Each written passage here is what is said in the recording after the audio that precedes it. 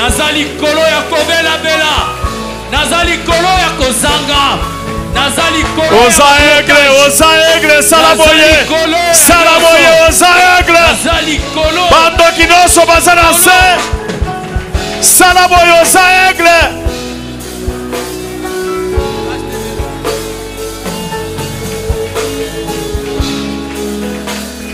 Ozotala bando kinase. Salaboye.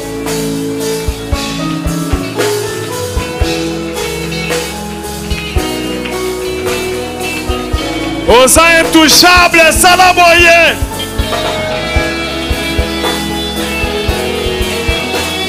Oso mona mosika, Salaboye.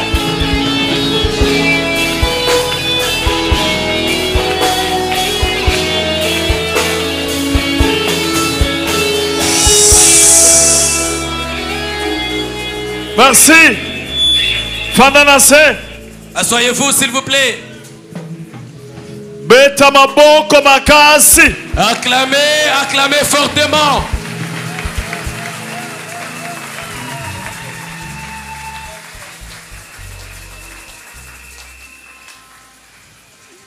Bonjour, na koti saki dauphin na intercession. La période où j'ai intégré dauphin à l'intercession. Jour moko na lobby a modéré prière. Un jour, je lui avais demandé de modérer la prière. Frère Pablo Azawab. Est-ce que Pablo est présent? Soka zali banda koya. Na riti bilonda oya yembaki nsembo jour wan. Mwana mwasi yembaki dimanche passé. Riti bilonda. Sikoyo basaki ma intercesseur. Ebele basala kiwana na lobi dauphin a modéré. Des fois bandi ko modéré balobi ah bazo seka balobi oyi usi muni. Nshimami la mene. Foufou ya golala donc ngazo modéré. Alléluia. Amen. Batunyo so balobi me oyo. Ngana yebisi bango. Azali évangéliste. Je leur avais dit qu'il est évangéliste. Asa apôtre, asa docteur à parole. C'est un apôtre, il est docteur de la parole. Ah, papa. Eh ben, papa. La manière dont il modère là, vraiment, il est vraiment mou. Saluez votre voisin. Vous me voyez aujourd'hui. Mais demain, vous allez vous étonner. Moi, je suis moi.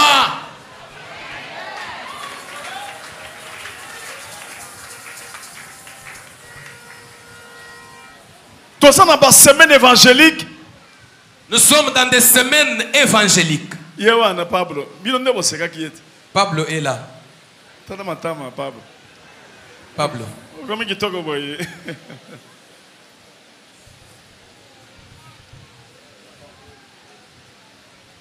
Pablo. Pablo yo tango bango makoti na kosi dossier na intercession ça na 90 combien 97 98 99 boy pour Pablo na bandi bango ba manako mela diamba azalaka na Feli prophète Feli Mujibo azana 11e bazo mela diamba bazo misu ezaka boy siko bazo ya na lupango na ngana ba ntulu wano ebi ntulu komo na ngana linga lesane oye bachaka na misu ezo sowa siko ba Pablo bazo ya tolingi tokoma ba intercesseur pour Feli Mujiba wana azali mwana ya tata mwasi ya mama Angèle siko bandoko tambola siko na Pablo ngabi bino na jamba longwa bazokima lobi baye tellement balembisa kinga na bandi ko benda bango tina ndenge Pablo ayo comme intercesseur hein mama Angèle muto banda ko encourager biso boya konjema bino bozotela makaba tozokendete bofanda wana soga koti aleboye so ngana koti bino boye ngana bandoko bengana bino na solo bani bolongo na lingi na mona bino hote ba melia diamba le bolongo na bino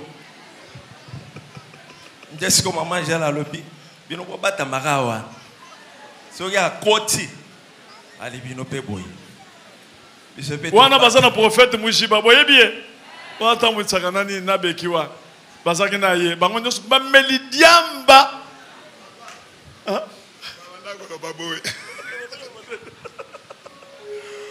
papa mais longol biso motoyo aibi biko modérité biloko ezaka ya kolala lala et puis azata na ba verset biblique te sikoyo bato bamoni singa passe baso baka na benga na ye ngana so bake ngana ngoni nzamba la kisi mutoyo as évangéliste sikoyo yo na ye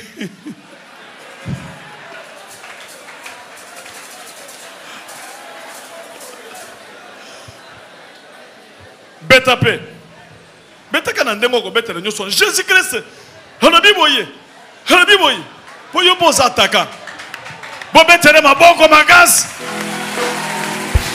eza debi ya makambo ini minute kaka doba amen amen amen amen amen eloko na koyi koyebisa yo tikala koyeba ete Jésus Christ asazenga mambo na kati ya bomoi na yo bato bakoki koloba bato bakoki kokita komata mais oye asi alobi ekokokisama kaka la preuve en que papa bana koloba bino bozala kaka wana bokende musika te bolanda kaka ngai ezala ndenge nini ata nazobenga na bino bozala kaka wana bokangama na nga bolanda nga sima ata bokei wapi mais naza sûr que bokozala bato minene lelo oyo toza kaka sima na ye ezala mpiaka ezala kozwa tozolanda ye kaka yango nazoyebisa yo landa ye yoka ndenge papa azoloba lelo aza coach ata oza na maladi ya ndenge nini papa si transmettre nga puissance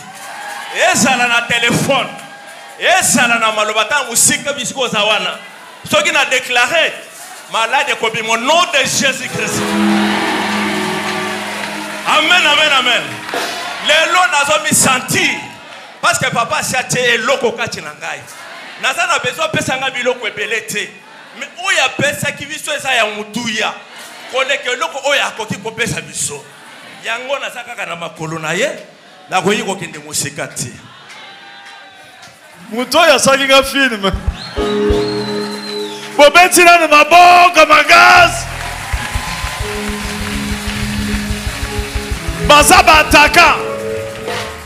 bataka dofeka jai lelo akomi koteya pamboda nabi omoni riti bilono omoni bino nyonso bomoni wana bazalaki soki 13 personnes hein siko naza mpe na bombardier mosusu aza wana soki mikro ye ayekoya nsima ye siko nde asimbi koatalesa eza groupe d'intercession wana na bandaka kala siko ye nde moto azosimba ngo azali wana bombardier mosusu ye moto tokozala na ye mercredi jeudi vendredi est-ce que okosala nanu mwa moke obakisi moke na oyo bateyaki avec charisme il est vivant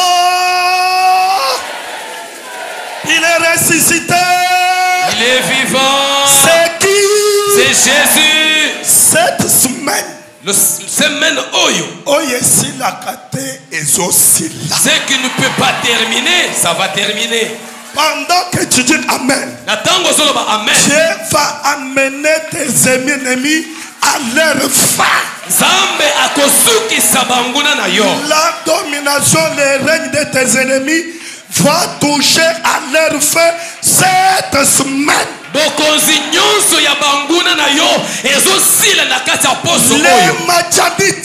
Les Madianites ont dominé Israël pendant 7 ans. Mais un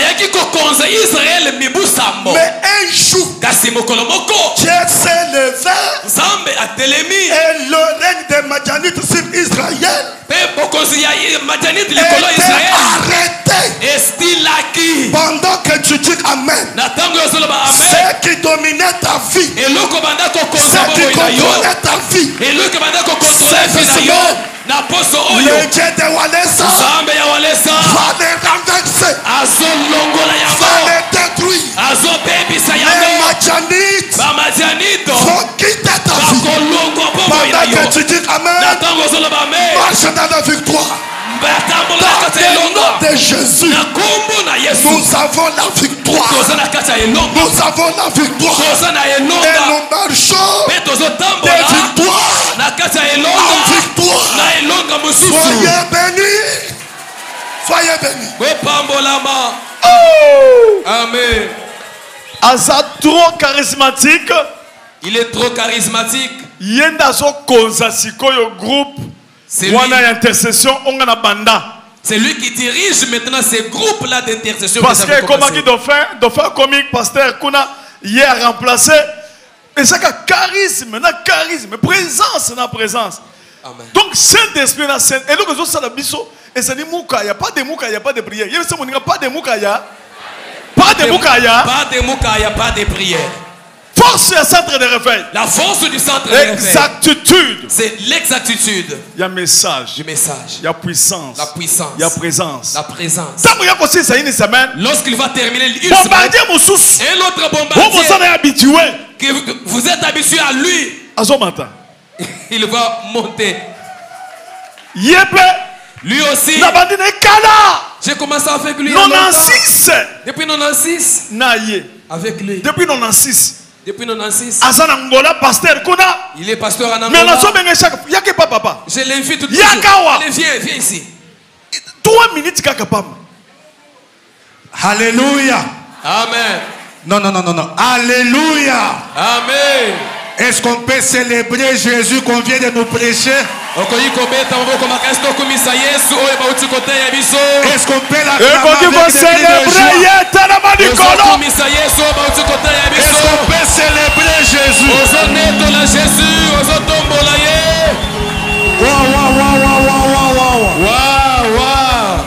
Quand on parle de Jésus, ceux qui ont la semence de Christ sentent quelque chose dans leur cœur. Parce que le Christ est une semence. On nous a dit ce matin que Dieu l'a souverainement élevé au-dessus de tous les noms.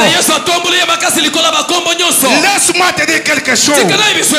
Sur cette terre, parmi les morts, au-delà du ciel, il n'y a pas une puissance, il n'y a pas un autre nom, il n'y a pas une autre divinité qui peut dépasser Jésus. C'est à cause de Jésus que nous sommes ce que nous sommes. Et le plan du vœu de l'Éternel s'est accompli. Et le prédicateur a dit, Dieu a déployé sa puissance dans la résurrection de Jésus. Ce n'est pas seulement Jésus qui est ressuscité. Même moi et toi, nous sommes ressuscités. Je ne t'entends pas absolument dire. Je dis, ce n'est pas seulement Jésus.